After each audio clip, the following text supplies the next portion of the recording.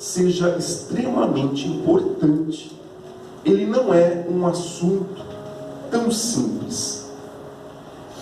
Embora a parábola tenha por finalidade simplificar verdades espirituais, parábola vem do grego parabolê, que significa colocar ao lado e comparar. As parábolas de Jesus eram formas de simplificarmos complexas verdades espirituais.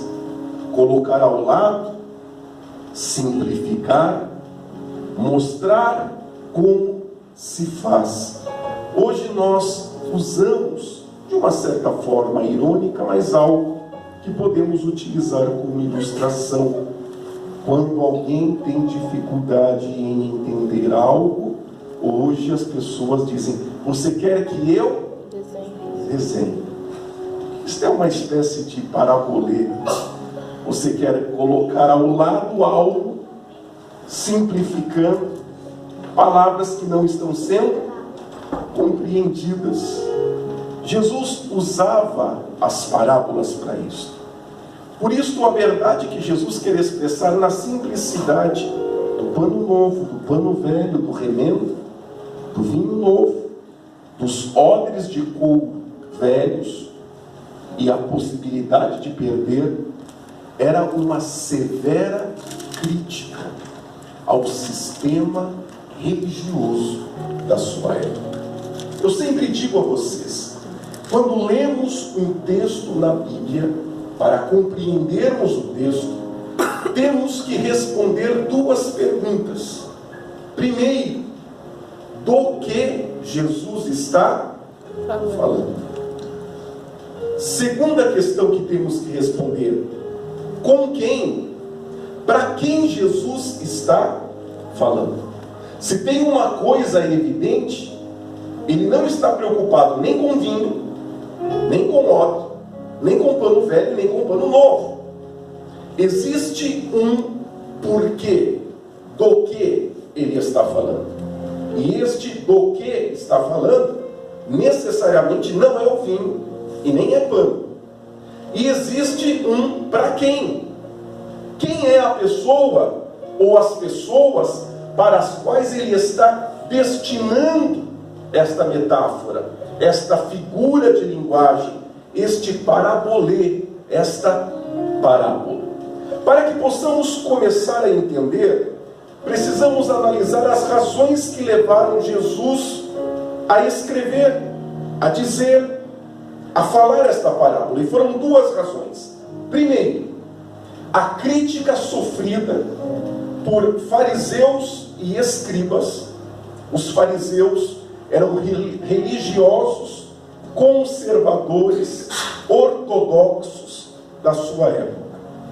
Os escribas eram os estudiosos da lei. Estes dois segmentos religiosos pressionavam constantemente Jesus, constantemente se confrontavam com os seus ensinamentos. E aqui é uma destas situações. Eles, por duas vezes, tentam discordar e pressionar a Jesus. Primeiro, porque Jesus havia chamado Mateus da Bíblia. O Mateus que escreveu o Evangelho de Mateus, ele era um publicano, ele era um coletor de impostos. Os fariseus, os escribas, não gostavam dos publicanos, porque os publicanos trabalhavam por aqueles que, entre aspas, os oprimiam. Eram funcionários ao governo de Roma e muitas vezes, de maneira violenta e arbitrária, cobravam os impostos que deveriam ser pagos a César. Os publicanos enriqueceram por corrupção, por desvio de recursos recebidos, e eles eram, portanto, rejeitados pelas classes religiosas de Jerusalém durante a época de Jesus. E Mateus era um publicano, trabalhava num posto de coleta de impostos. E Jesus o encontrou, o chamou, fez dele um discípulo, e ele, imensamente grato por isso, fez uma festa na sua casa. E ele convidou Jesus para vir comer, os apóstolos, os discípulos para virem comer, e os fariseus observaram que Jesus estava lá, sentado na mesa, no que eles mesmos identificaram como publicanos e pecadores. E aí veio a primeira crítica. Eles chamaram os discípulos de Jesus e disseram: por que o vosso mestre come com publicanos e pecadores? Jesus então vai enfrentá-los dizendo que quem precisa de médico são os doentes, que ele veio para salvar não os que se acham ou se pensam justos, ele veio para salvar os pecadores. Há uma continuidade nessa discussão. Eles agora começam a indagar Jesus: por que que os discípulos de João e até mesmo os nossos discípulos jejuam e os teus discípulos não jejuam? E Jesus então vai explicar que enquanto o noivo, ele, estiver junto aos seus convidados, os seus discípulos, eles não precisam jejuar. Mas quando o noivo for tirado, quando ele fosse retirado dentre os seus discípulos, aí então os seus discípulos jejuariam. Jesus já vai imprimindo uma forma cristã de jejum, que é um meio através do qual procuramos proximidade com Deus. E em resposta, então, em contínua resposta a essas discussões e disputas que se estavam acontecendo naquele momento, Jesus então faz esta parábola. Mas nós iremos ler agora um outro texto que demonstra que Jesus já tinha um pensamento contrário aos fariseus, aos escribas, aos saduceus de longa data. Nós vamos aqui utilizar o nome ao invés de escribas, saduceu, mas havia escribas que eram fariseus e escribas que eram saduceus. Então, para simplificar, vamos ler tudo como se fosse fariseu e escriba, para não perdermos tempo nessas questões históricas que vão chegar exatamente no mesmo ponto. O texto que agora nós vamos ler é uma advertência que Jesus faz em particular para os seus discípulos para tomarem cuidado com esses fariseus e cuidado com esses escribas. Veja o que ele fala em Mateus capítulo 16, versículo 5 até o versículo 12. É desse pessoal que Jesus está falando. Esse pessoal que continuamente o pressionava, o questionava, continuamente discordava. É desse pessoal que Jesus está falando agora. E ele fala então para os seus discípulos, Mateus capítulo 16, versículo 5. Indo os discípulos para o outro lado do mar, esqueceram de levar pão. Disse-lhes Jesus: estejam atentos e tenham cuidado com o fermento dos fariseus e dos saduceus. Eu vou dar um salto para ganharmos tempo. Versículo 12. Então entenderam que não lhes estava dizendo que tomassem cuidado com o fermento de pão, mas com o ensino dos fariseus e dos saduceus. Apenas por curiosidade, se os fariseus eram doutores da lei, religiosos, conservadores, os saduceus eram os aristocratas, os ricos religiosos, os sábios intelectuais de cultura grega, influenciada pela filosofia grega, e que representavam dois importantes segmentos religiosos. Jesus estava dizendo: tome cuidado com eles. Tome cuidado com os ensinamentos deles. Sabe por quê? Eles querem remendar tecido novo em tecido velho. Tome cuidado com eles.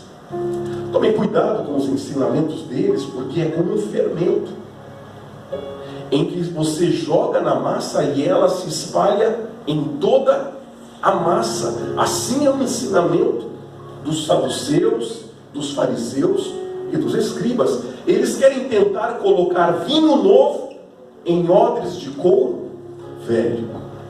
Jesus estava dizendo: o Evangelho é como o pano novo. O Evangelho é como vinho novo. Mas estes escribas e fariseus, eles tentam remendar a fé, apegado nas suas tradições, apegados nos seus costumes, apegados na sua religiosidade.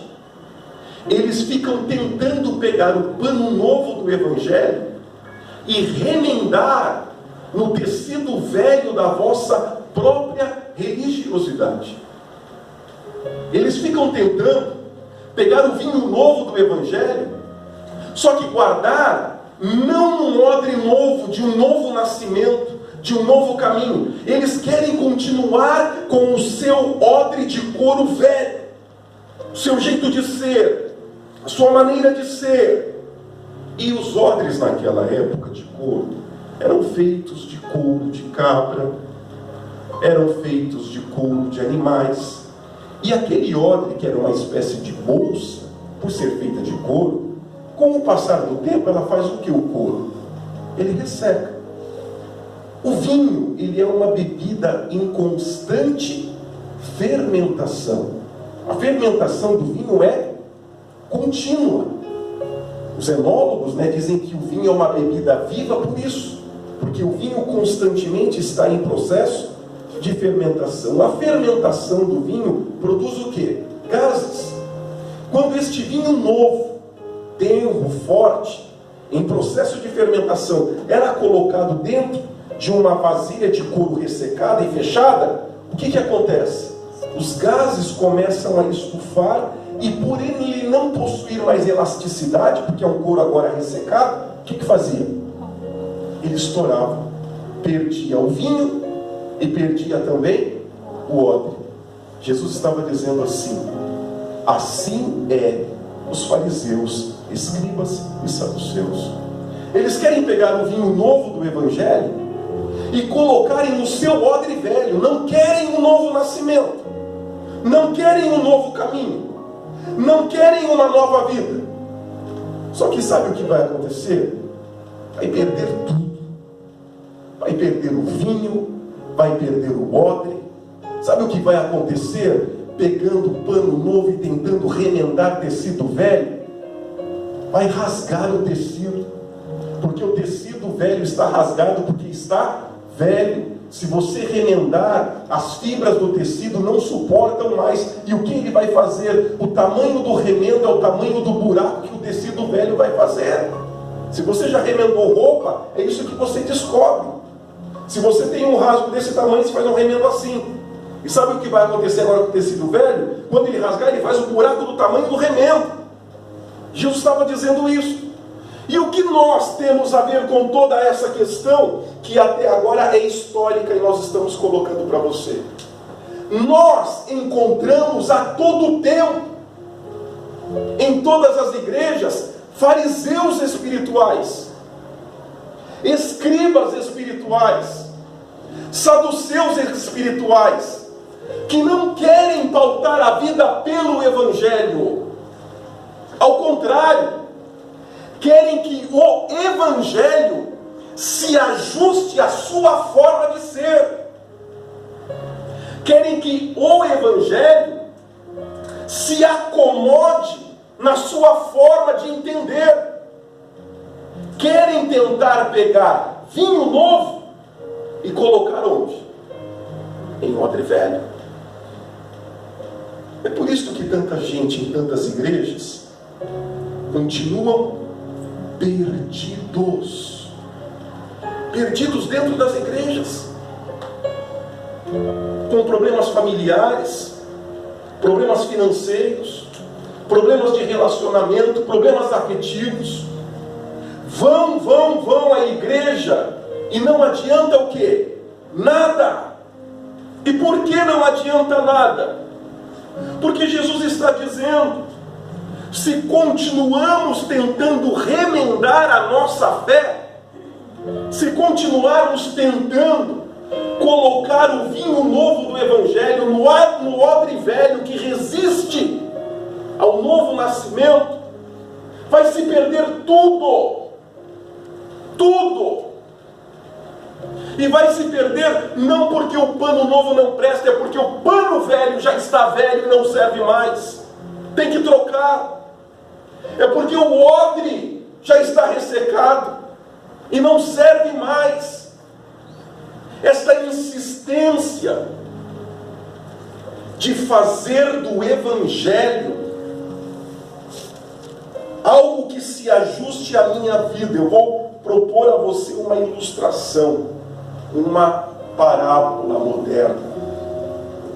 Para algumas pessoas, Evangelho é como almoço à la carte.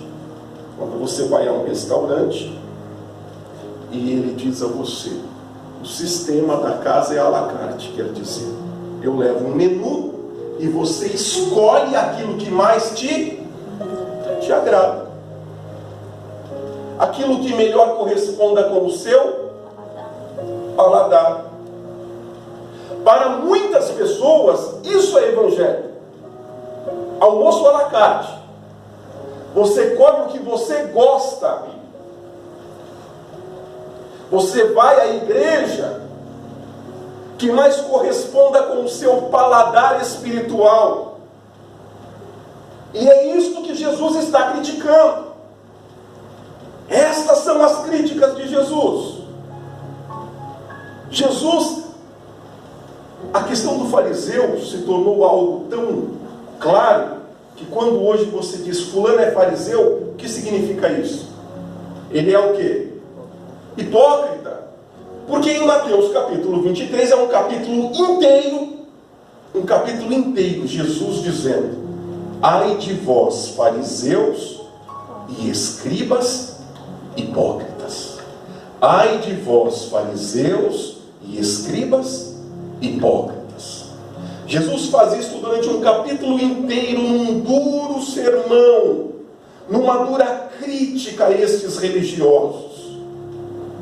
Isso tornou-se então o farisaísmo, que não quer dizer hipocrisia, mas como um sinônimo religioso de hipocrisia. Ao contrário, fariseu quer dizer separado.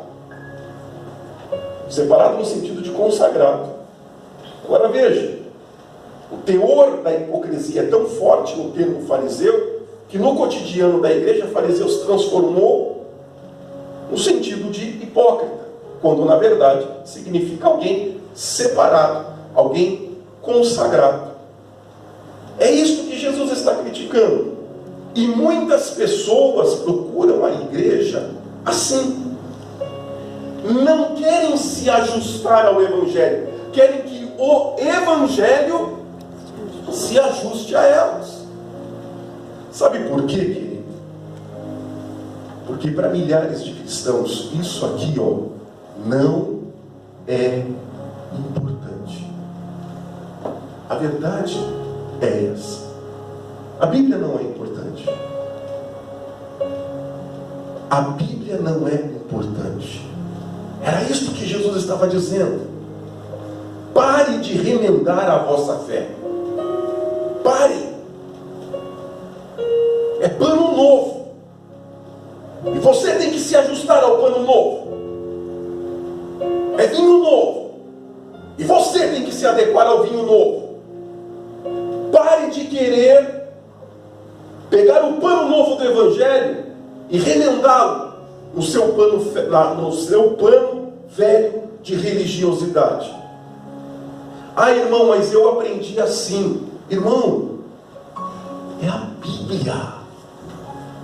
Não, irmão, mas quando eu era da igreja desde criança, irmão, não remenda a fé. Não, pastor, mas fulano fez assim e Deus... Irmão, não remende a sua fé. Ou recebemos o pano novo e deixamos o pano velho da religiosidade, dos nossos costumes e hábitos religiosos, ou vai ficar pior do que está, Jesus está dizendo. está feio, rasgado. Se tentar remendar, vai ficar ainda pior. Pior do que já está. Se tentar colocar o vinho novo no odre velho, você vai perder os dois. Vai perder o vinho e o odre. É o pior caminho. É isso que Jesus está dizendo. Todo aquele que tenta resistir o Evangelho, para desejar que o Evangelho se adeque à sua própria vida, está seguindo o pior caminho que ele poderia escolher. E a resistência é tão grande, que lá na nossa leitura inicial, agora a gente entende melhor o versículo 39 de Lucas capítulo 5, que nós lemos no início do sermão. Lucas capítulo 5, no versículo 39, ele diz assim: e ninguém, depois de beber o vinho velho, prefere o quê? Pois diz, o vinho velho é melhor. Entende? Não quer nem experimentar, porque pensa que o vinho velho que recebeu é o melhor vinho. Jesus faz isto numa clara analogia ao que ele fez em Caná da Galileia. O melhor vinho foi o vinho novo que ele trouxe e que ele multiplicou. O seu primeiro milagre. Não era o vinho mais velho que estava sendo servido que era o melhor. O melhor era o novo que ele estava trazendo. O melhor é o que ele estava transformando. E ele estava dizendo: estes fariseus, escribas e saduceus são assim. Eles pensam que por ter tomado o vinho velho é o melhor. Eles se negam a experimentar o vinho novo de Deus. E há pessoas assim na igreja há 5 anos, 10 anos, 15 anos, 20 anos, 30 anos, vivendo uma vida confusa, perdida, vivendo uma vida de desencontros, de desacertos. O problema não é o Evangelho. O problema é o pano novo que eu não quero, o pano velho que eu não quero largar. Eu não quero largar o pano velho. E eu fico a cada culto, a cada igreja que eu passo, a cada igreja que eu pulo, eu fico tentando remendar, e remendar, e remendar o pano velho. Um pano que não serve. Sabe por que esse pano velho não serve? Porque esse pano não é e não está centrado no Evangelho de Cristo. Fico tentando colocar vinho novo em odre velho, ressecado. Vai romper, vai perder tudo, não vai adiantar nada. Então Cristo está dizendo: precisamos parar com isso. Precisamos abandonar o pano velho, deixar o odre velho. Todas essas críticas que Jesus faz não é quanto à lei, não é contra o Antigo Testamento, mas a forma que os fariseus pregavam e entendiam, a maneira. Lembre-se, tenha cuidado com o fermento dos fariseus, dos escribas, dos saduceus. Tenha cuidado com os seus ensinamentos, porque todo o Antigo Testamento e toda a lei, ela aponta para Cristo. Ele é, nas palavras de João Batista, o Cordeiro de Deus que tira o pecado do mundo. O Cordeiro sacrificado por Caim, por Abel, por Noé, por Abraão, por Moisés, na noite do Êxodo, da Páscoa. Tudo apontava para Cristo, o Cordeiro de Deus que tira o pecado do mundo. Aleluia. Não há uma cisão, não há uma substituição, mas uma Bíblia que chamamos de cristocêntrica. Cristo como centro de toda a revelação. O problema era o ensinamento dos fariseus. Porque eram ensinamentos retirados das Escrituras, mas não verdadeiros, baseado em sua tradição. Sabe o que a gente chama de tradição? Tradição é tudo aquilo que a gente vai convencionando e criando e que não está na Bíblia Sagrada. Isso é tradição, em qualquer sistema religioso. Tradição é tudo aquilo que vai sendo convencionado e construído e que não está na Sagrada Escritura. Isso é tradição. Eu vou ler para você um importante apontamento que está na Bíblia de Estudo da Reforma, publicada pela Sociedade Bíblica do Brasil, um comentário justamente sobre o versículo 39, que nós estamos falando aí da questão de ter tomado o vinho velho e não querer o vinho novo. O rodapé da Bíblia de Estudo da Reforma da Sociedade Bíblica do Brasil faz o seguinte apontamento: os fariseus teimosamente amam suas antigas tradições e não conseguem assim saborear o Evangelho. Há pessoas que amam as suas próprias tradições e não estão dispostas a experimentar a verdade do Evangelho. Me permita ir um pouco além. Por que deste apego à tradição? Por uma questão de Deus? Não. É claro que não. A tradição é uma convenção humana, não palavra de Deus. Aquilo que Deus quis revelar, se Deus se revelou através da Bíblia Sagrada. Mas por que pessoas se apegam à tradição de uma tal forma que se negam a abrir mão dessa tradição pelo próprio Evangelho? Porque há em toda a tradição religiosa uma carga de afetividade, uma carga de emoção. Vamos usar alguns exemplos de cargas de afetividade no âmbito da tradição religiosa e que pode tornar difícil o abandono dela. Vamos imaginar que você amasse muito a sua mãe e a sua mãe faleceu, mas você tem lembranças de estar ao lado da sua mãe na igreja, cantando determinadas canções, indo a determinadas reuniões, e você tem um afeto, você tem um sentimento, não porque aquele sistema religioso seja algo importante ou de Deus, mas ele tem uma representação de um momento agradável na sua vida, de uma pessoa amada por você, que não está mais ao teu lado. E aí então o Evangelho vem e começa a lhe dizer que aquilo que você está fazendo está errado. Aquela forma religiosa está errada. Mas você não quer deixar aquilo. E não porque aquilo seja de Deus, mas tem uma carga o quê? Afetiva e emocional.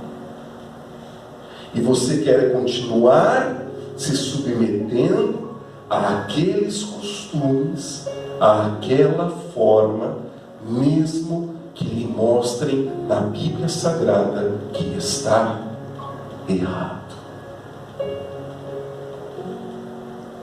Há uma carga afetiva. É o paninho velho, que está velho, mas você gosta dele. É o paninho velho, que é velho, mas ele tem cheiro que te traz boas lembranças. Ele tem textura que te faz lembrar momentos agradáveis da vida. E aí o Evangelho diz: joga o pano fora. Aí você diz: jogar fora não, vamos remendar.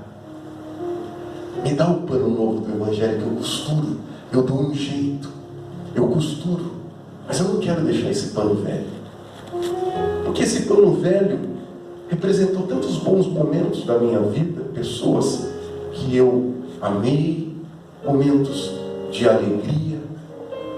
Mas o que eu não entendo é que este pano velho está me separando de Deus,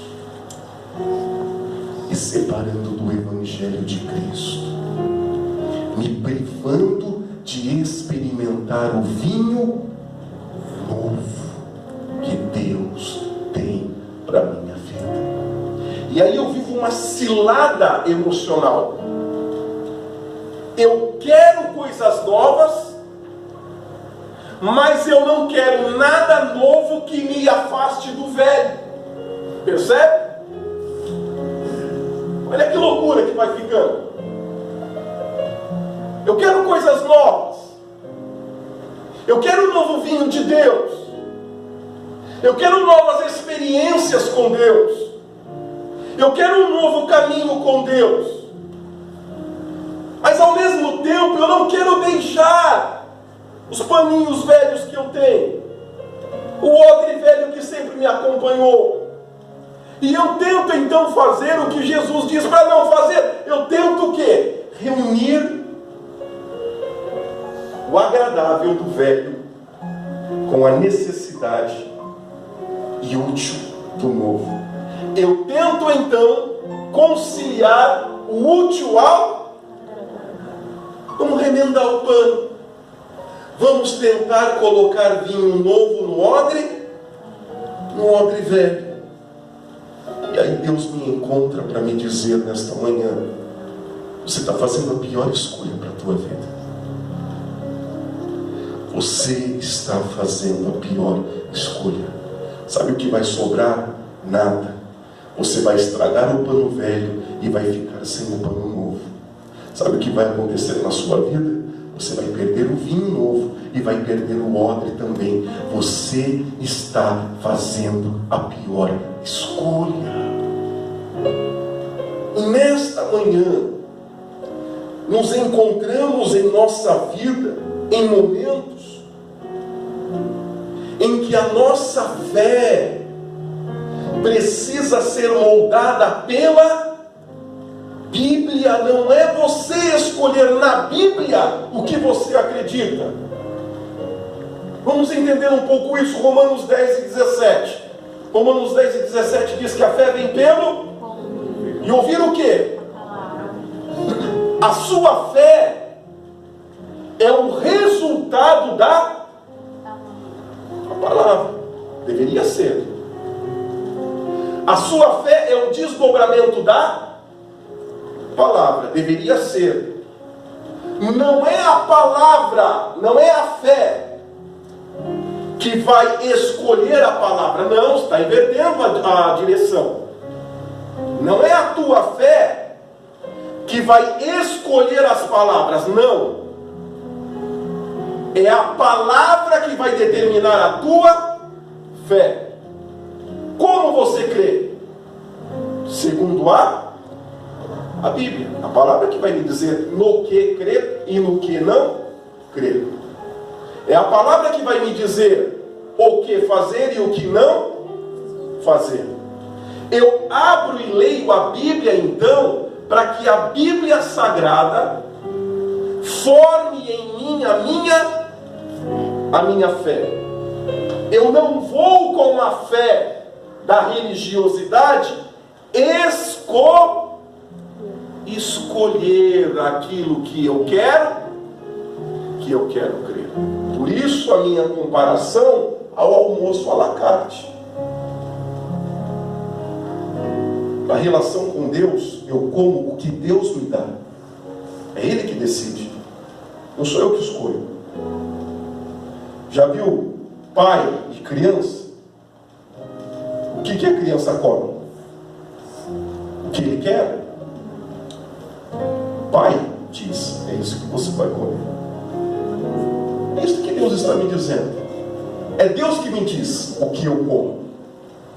É Deus que coloca na mesa da minha espiritualidade o que eu como. Não sou eu que escolho. Sabe por quê? Porque eu, como uma criança, não sei escolher. E Deus, como bom Pai, e tão Pai, tão Pai, tão Pai, que quando Jesus nos ensinou a orar, Ele nos ensinou a orar dizendo o quê? Pai Nosso. De tão Pai que Ele é. Ele, como bom Pai, é que determina e escolhe e sabe o que os seus filhos devem comer. E era disso que Jesus estava dizendo lá em Mateus 16. Tome cuidado com o fermento que os fariseus querem dar para você. Tome cuidado. Tome cuidado com o que eles ensinam. Tome cuidado com o que eles falam. Isso faz mal. É Deus que me diz o que eu devo comer. Porque a minha fé é o resultado da palavra de Deus. O que nós vemos é uma inversão religiosa. Eu já tenho o meu jeito de crer. Eu já tenho aquilo que eu entendo que é a minha vida com Deus. Eu já tenho aquilo que eu acho que Deus é. E eu vou agora na Bíblia escolhendo o que eu quero comer. Não, isso eu não quero. Não, isso aqui eu quero. Não, isso eu não acredito. Não, nisso eu acredito. Remendando a fé, querido. Tentando colocar vinho novo no odre velho. Jesus está dizendo: não faça isso. Você está fazendo a pior escolha. Isso vai dar errado. Você vai perder tudo. O que está ruim vai ficar pior. E é por isso que vamos tendo na igreja um contingente assim. Agora você entende, querido, se eu como pastor respeito você, é isso que eu tenho que falar para você. Não posso ver você remendando a sua fé e deixar você fazer isso, querido. É claro que a decisão final é sua. Mas o meu dever como pastor é dizer: vai ficar pior. O meu dever como pastor é dizer para você: você vai perder o vinho, você vai perder o óleo, você vai ficar sem nada. É isso que eu preciso dizer para você. Não posso pastorear uma igreja vendo gente tentar remendar a fé. Quem já assistiu aqui o filme do Frankenstein? Não sabe o que é o Frankenstein? O que é o Frankenstein?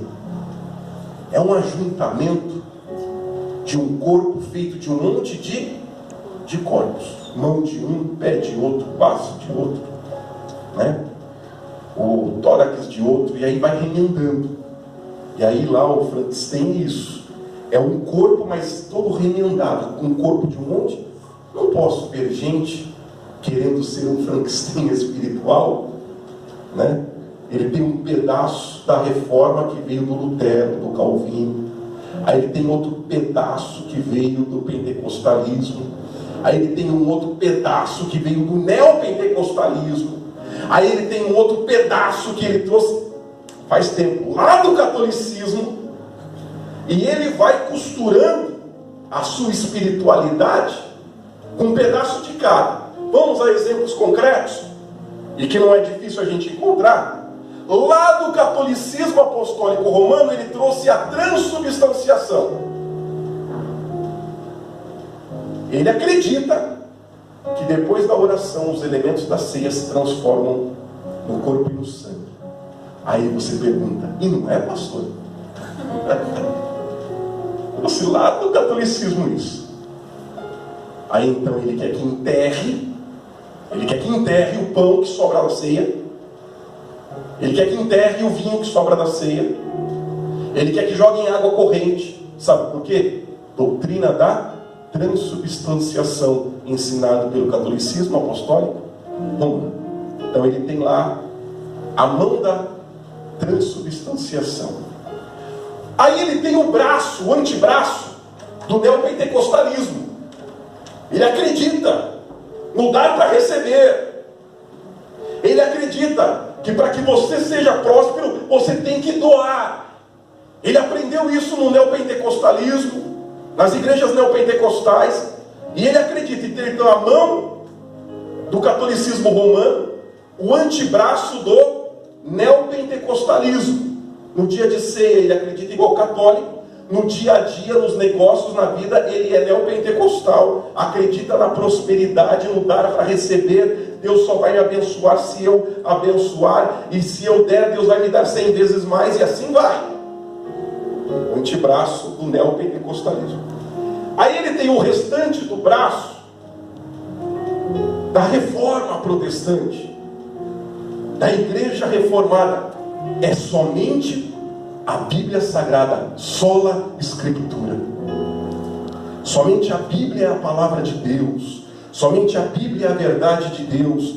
Deus se revelou exclusivamente e unicamente através da Bíblia. Isso é um preceito da reforma protestante chamado sola Escritura. Então aqui, o braço é reformado. O antebraço, ou é o contrário, né? Braço e antebraço, é neopentecostal. A mão é católica. E assim você vai formando um cristão Frankenstein espiritual. Cada um ele foi cunhando na vida um pedaço e ele vai costurando. E ele vai costurando. E no final, querido, ele não sabe nada de absolutamente nada. Ele não sabe nada de nada. Os pensamentos são todos confusos, perdidos. Não tem nem vinho, não tem odre, não tem nada. Ele não sabe. Ele não sabe. Se ele fosse católico, um bom católico, e entendesse do catolicismo, ele sabe o que é ser católico. Mas esse não sabe o que é ser católico. Ele não sabe o que é ser reformado. Ele não sabe o que é ser neopentecostal. Não tem vinho, não tem odre, não tem nada. E quanta gente é assim, querido. Quanta gente é assim. É um pedacinho de cada. Para quem estuda mais Bíblia, vai entender melhor a piada. Nicodemos disse assim: um dia eu encontrei com uma irmã que falou, pastor Nicodemos, pastor de teologia reformada, um dos maiores pastores reformados do Brasil. O senhor é um de 2 grandes pregadores que eu amo. Ele disse, irmã, e quem é o outro? Talvez ele esperasse falar Jonas Madureira, que também é um pastor reformado. Ou talvez ele esperasse falar Franklin Ferreira, que também é um pastor reformado. Ou talvez pastores reformados internacionais, ele esperasse falar John Piper, por exemplo, Michael Wharton. Ela fala, o senhor e o bispo Macedo.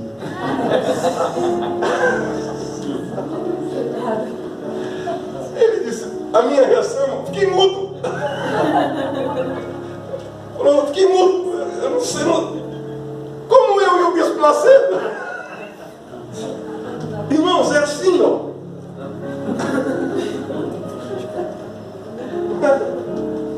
Agora vamos entender a simplicidade daquela irmã. É um pedaço de cada, entende?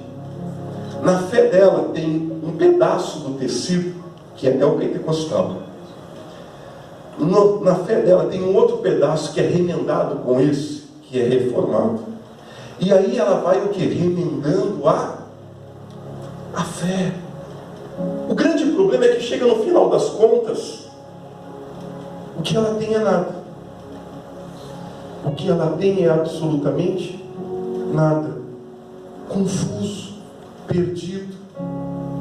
E aí vai vivendo em meio a ensinamentos bíblicos, meio de maldições. E vamos dizer a verdade, querido, não é nem o brasileiro, o latino gosta disso. O latino-americano gosta disso. Quanto mais misturado a religião, é melhor. É isso que a gente vê na TV, é isso que tentam empurrar a todo momento, goela abaixo de todo mundo. Todos os caminhos levam a isso. Olha a Bahia, por exemplo, Salvador.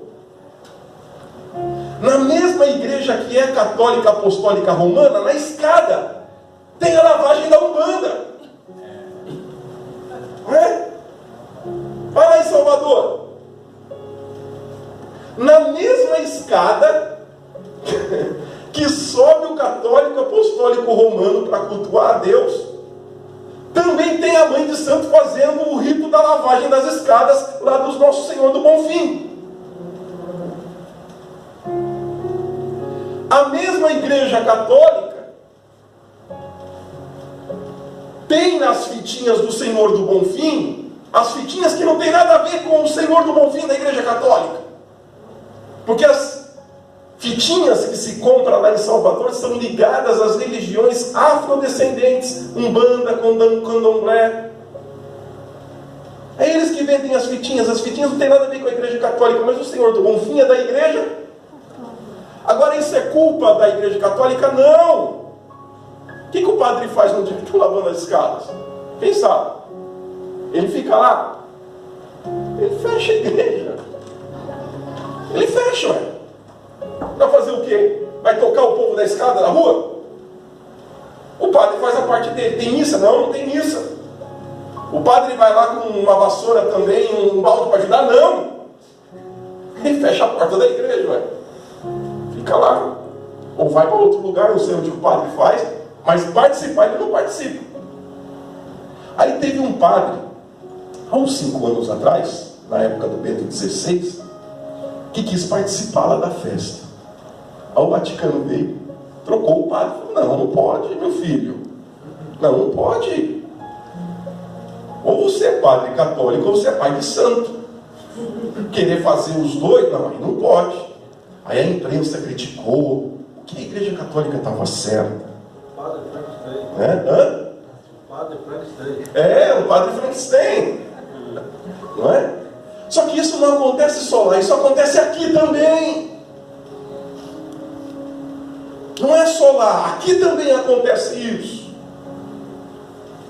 Alguém vai dizer para você: é verdade, irmão. Aqui se faz, aqui se paga.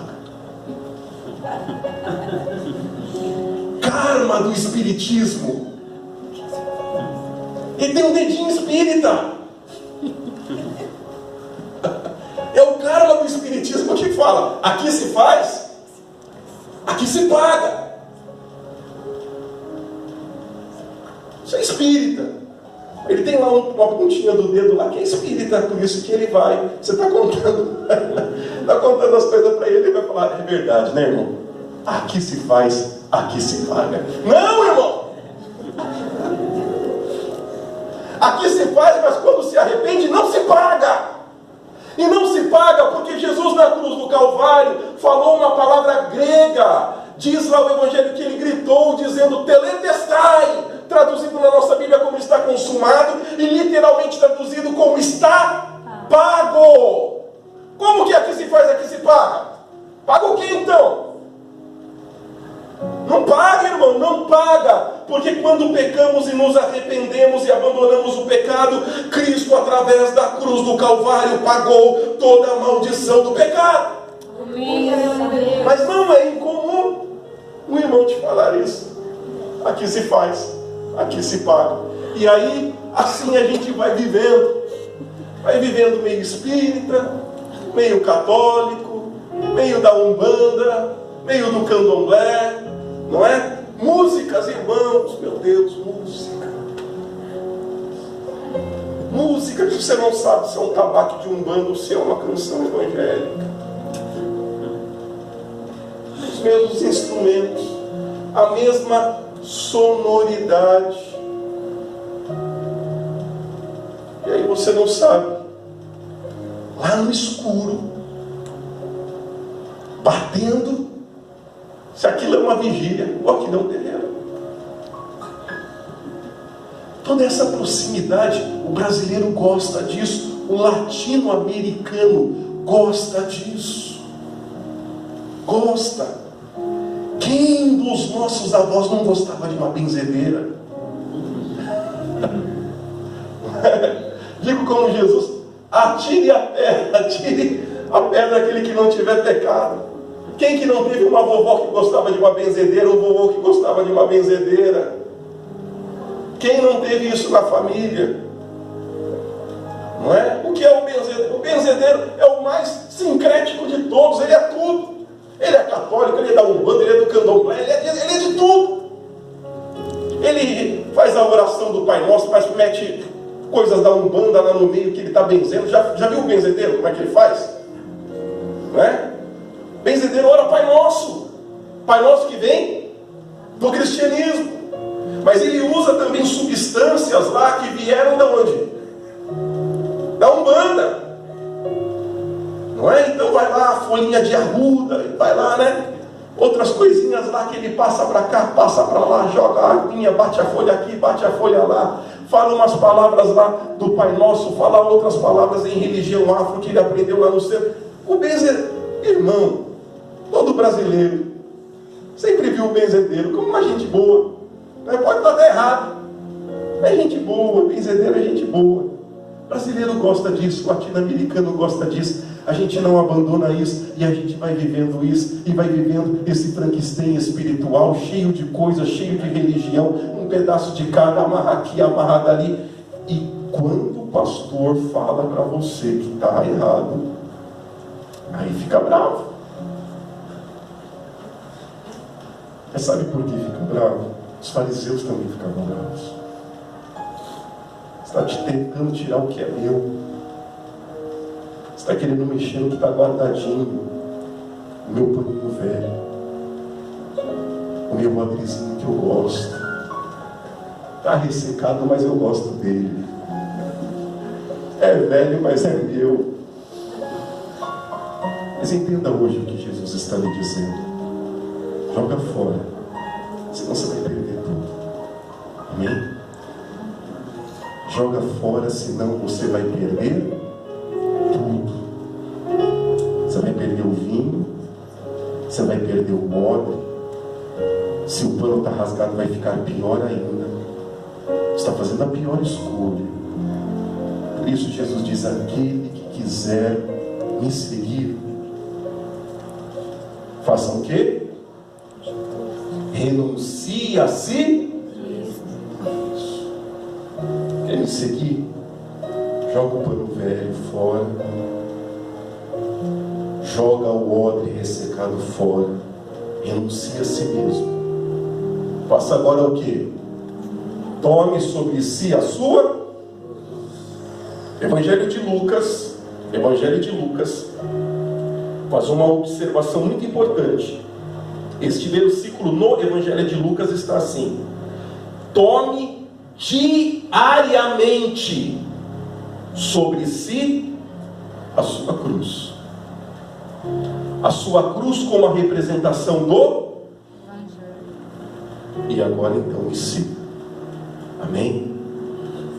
Aí estamos aptos a viver o que Jesus prometeu em João 10. Eu vim para que tenham vida e tenham vida em abundância.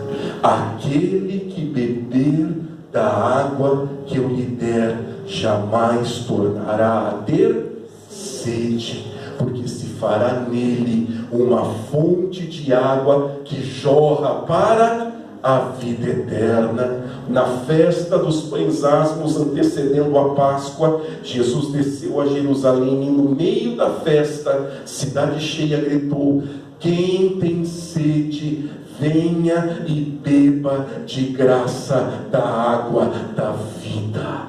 Deus tem vinho novo para você, querido. Deus tem uma vida nova. Deus tem planos novos. Deus tem um novo tempo do Espírito Santo. Deus tem promessas, verdades abundantes que abençoarão a sua vida. Mas para que possamos viver algo novo de Deus, precisamos hoje dar este passo de fé. Dizer: Deus, eu jogo este pano velho da crendice, da superstição, do eu creio assim, do eu penso assim, do eu acho assim, e eu troco todo esse eu assim por aquilo que a Bíblia Sagrada e a verdade do Evangelho traga para o meu coração. Eu me rendo aos pés da cruz. Eu me ajoelho diante do Evangelho de Cristo. Eu me dobro nas minhas convicções. nas minhas certezas, naquilo que eu aprendi, e eu entrego tudo aos pés da cruz, para que o Evangelho de Cristo me ensine, para que a palavra de Deus me ensine, e a minha fé será uma fé resultante da verdade do Evangelho. Odre novo para vinho novo, pano novo de Deus, novo tempo, vontade e desejo de experimentar o vinho novo de Deus. Amém? Pense nas pessoas que estavam lá em Caná da Galileia, no primeiro milagre de Jesus. Eles achavam que o vinho velho era melhor vinho. Mas quando veio o vinho novo, eles se surpreenderam, porque o vinho transformado da água por Jesus era um vinho ainda mais excelente. Amém. Deus hoje está dizendo a você, talvez a tua trajetória até aqui, para você possa até ter sido boa, mas eu tenho algo melhor para você. Amém. Eu tenho algo ainda melhor para a sua família. Eu tenho algo ainda melhor para o meu coração. O meu Evangelho é como um novo vinho, melhor de tudo do que tudo que você já experimentou. Mas não joga fora o que Deus quer te dar, querido. Não tenta colocar no odre velho. Não estraga o pano novo que Deus quer te dar, remendando no pano velho que você traz com você. Há um novo tempo de Deus, há um novo ano. A gente não orou muitas vezes isso para o ano novo. O que a gente deseja no ano novo? Novas coisas de Deus, e Deus nos encontra nesta manhã para nos dizer isto: não ponha tudo a perder. Não ponha tudo a perder, mas esteja com o teu coração aberto para receber a verdade do Evangelho. E tome cuidado, muito cuidado, com o fariseu, o saduceu e o escriba. Amém? Cuidado com o fermento, com o ensinamento deles, porque sabe o que eles vão propor para você? Vamos remendar. Vamos colocar o vinho no odre velho. Cuidado. Você vai encontrar isto aqui na igreja, fora da igreja, em qualquer igreja que você for. Sempre vai ter um fariseu, um escriba e um saduceu, querendo remendar e propondo a você remendar. E dizia Jesus: se deixar, isso vira um fermento. Ele começa num pedaço da massa e ele faz o quê? Ele espalha para a massa toda. Não deixa, porque se você permitir, ele vai contaminar toda a massa. Por mais que não gostem, eu tenho uma responsabilidade diante de Deus. Eu não posso deixar o fermento dos fariseus contaminar a massa do Cristo e do corpo de Cristo. Amém? Por isso eu tenho que dizer a você: não remende, não coloque vinho novo em odre velho, não faça isso. Ainda que outros proponham remendar, eu preciso dizer isto, porque se eu não disser, e se eu não tiver pulso firme, toda a massa vai ser levedada pelo ensino de fariseus, escribas e saduceus, que representam esse Frankenstein espiritual, um pedaço de cada doutrina, um pedaço de cada ensinamento, um pedaço de cada crendice, e daqui a pouco a gente está fazendo coisa de católico, coisa de espírita, coisa de neopentecostal, coisa de pentecostal, coisa de reformado, e a nossa igreja não é mais nada. Ela é apenas um conjunto de remendos. Você compra uma blusa que é só remendo? Você compra uma roupa que é só remendo? Uma camisa que é toda remendada? Um pedaço de cada tecido, um pedaço de algodão, um pedaço de lã, um pedaço de seda, um pedaço de cetim, um pedaço de couro, um pedaço de napa. A gente não usa isso. Que assim não seja a nossa fé, querido. Que assim não seja a nossa fé.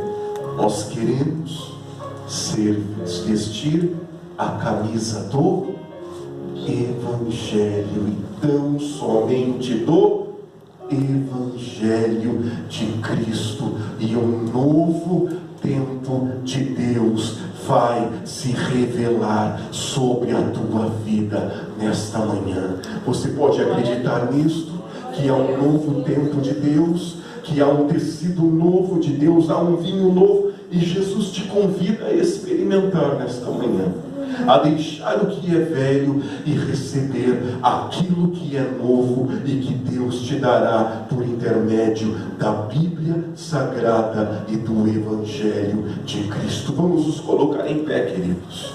Nós vamos orar neste momento e vamos orar para que Deus nos dê uma igreja de tecido novo. Nós vamos orar para que Deus nos dê uma igreja de vinho novo. Nós vamos orar para que Deus afaste de nós os odres velhos, ressecados pelas crendices e pelas superstições da vida. Nós vamos orar para que Deus afaste os remendos da nossa fé, para que estejamos aptos e inclinados nesta manhã a receber o Evangelho de Cristo. O Evangelho de Cristo. Eu te convido a fechar os teus olhos neste momento. Nós vamos orar agora. E nós vamos orar para que haja um novo tempo de Deus.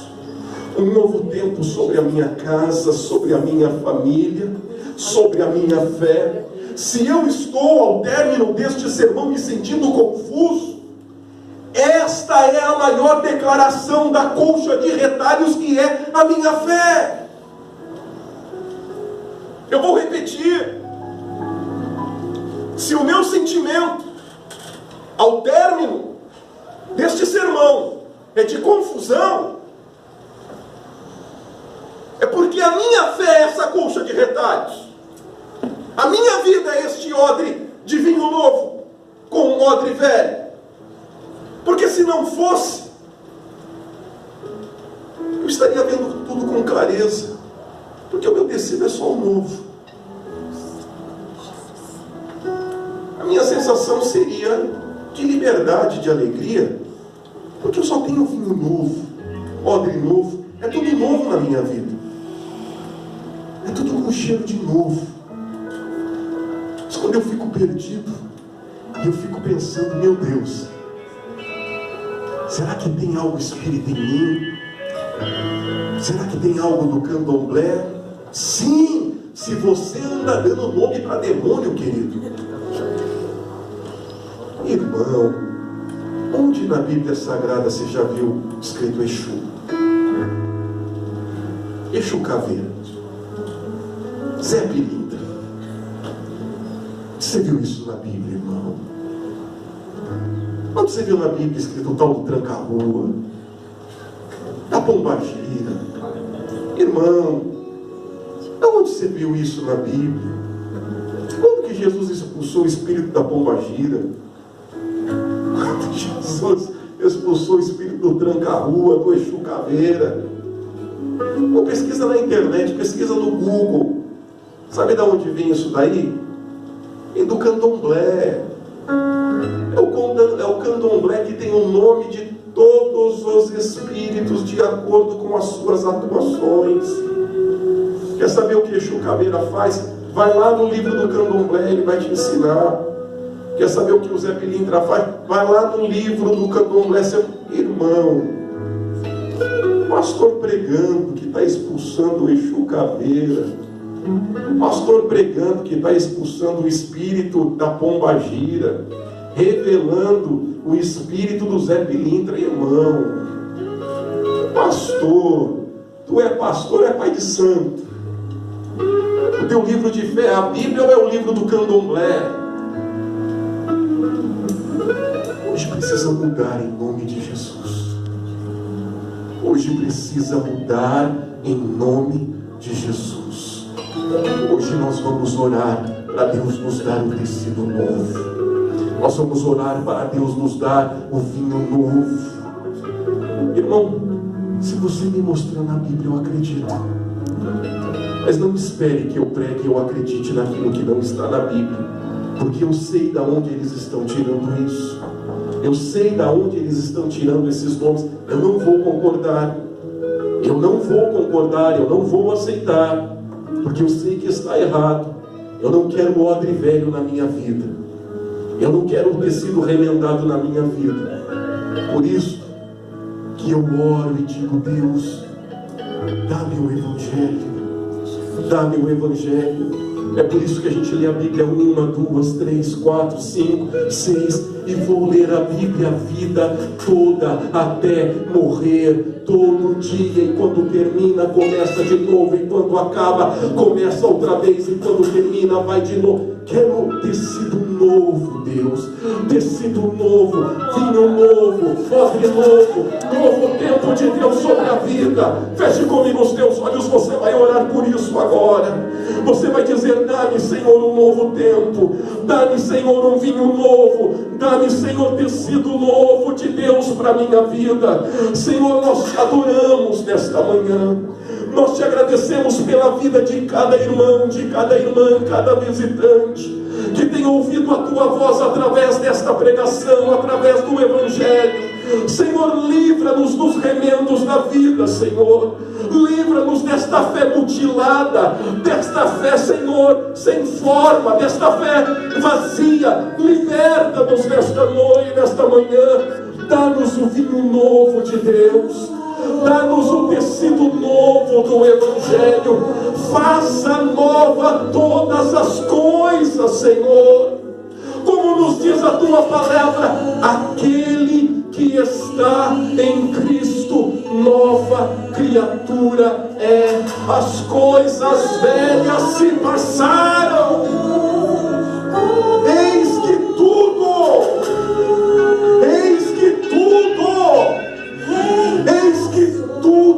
se fez novo para a glória do Senhor. É vinho novo, Senhor. É odre novo, Senhor. É tecido novo, Senhor. Tudo se fez novo. Tudo se fez novo. Uma nova vida, uma nova consciência, uma nova fé, um novo nascimento. Adore a Ele durante esta canção. Adore a Ele durante esta canção. Ore ao Senhor. Diga a Ele: muda, Senhor, o meu coração. Dá-me, Senhor, uma fé segundo o Evangelho. Cante a Ele, adore a Ele. Diga a Ele: não há outro, Senhor.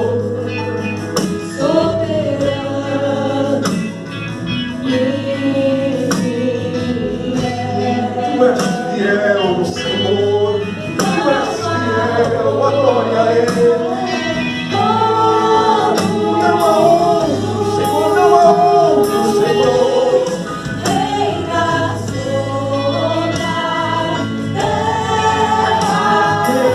Sobre a minha vida, Jesus. Tu és